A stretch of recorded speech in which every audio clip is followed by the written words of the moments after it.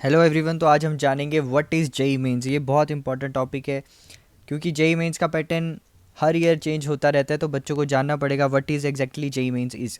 जैसे आपका नीट रहता है एमबीबीएस में एडमिशन के लिए, वैसे ही आपका जेई मेंस रहता है, that is joint entrance examination mains. और ये ऑफिशियल साइट से लिया गया है, तो जेन्यून न्यूज़ है। पेपर दो रहते हैं इस पे, paper one and paper two. Paper one is basically bachelor of engineering and bachelor of technology, and paper two is of B arch and B planning. Mainly paper बच्चे B tech के लिए देते हैं। तो ये जो जेई मेंस है, it is an exam that is for N I Ts, triple I Ts and C F T Is.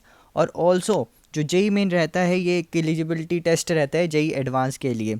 और आईआईटी की एडमिशन के लिए जेई एडवांस के मार्क्स के बेसिस पे आपको आईआईटी एडमिशन मिलती है, बट आपका जेई मेन सिर्फ क्लियर होना चाहिए। तो आजकल जो जेई मेंस है वो दो सेशन में कंडक्ट हो रहा है।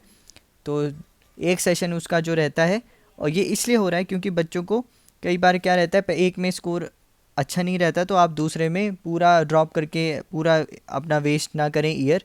तो आप उसका उपयोग कर सकते हैं ना। दो अटैम्प्ट मिलेंगे तो आप फटाफट वो दो अटैम्प्ट दे सकते हैं मार्च वाला।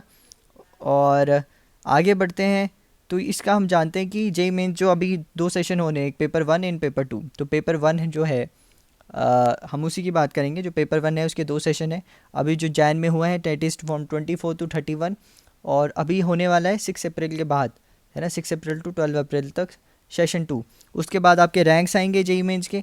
आपको एन आई टीज़ वगैरह की काउंसलिंग चल पड़ेगी, और उसके साथ साथ आप आई आई टी की भी तैयारी कर सकते हैं। वो जेई एडवांस उसके एक महीने बाद होगा। तो टोटल 25 क्वेश्चन रहते हैं। 4 मार्क्स ईच रहता है, 1/4, यानी गलत होने पे -1 में होता है। बाकी 25 75 क्वेश्चन, 75 × 4 300, 300 नंबर का टोटल आपका पेपर रहता है। तो ज़रा सा हम जान लेते हैं कि जो 300 नंबर का पेपर रहता है, अब जैसे ये एलन की मैंने आंसर की और सॉल्यूशन देखा है, मैं आपको बताऊंगा किस तरह पेपर रहता है इनका। तो 300 नंबर का पेपर रहता है। 100 नंबर की केमिस्ट्री, 100 नंबर की फ़िज़िक्स, 100 नंबर की मैथ्स रहती है। ठीक है, तो ये देखो ऐसा है, 300 नंबर का पेपर है। रैंक्स के हिसाब से इन्होंने मार्क्स बताए हैं किस तरह रहते हैं। आपको अगर टॉप 20 रैंक चाहिए, 300 के आसपास आप टारगेट कर सकते हैं। 200 प्लस हैं आपके, तो ऑलमोस्ट आपका रैंक रहता है 5000 के आसपास। ये सब डिपेंड करता है आपकी शिफ्ट कैसी है। ईजी शिफ्ट है तो उस हिसाब से चेंज हो जाता है। 200 मार्क्स है, 150 मार्क्स है।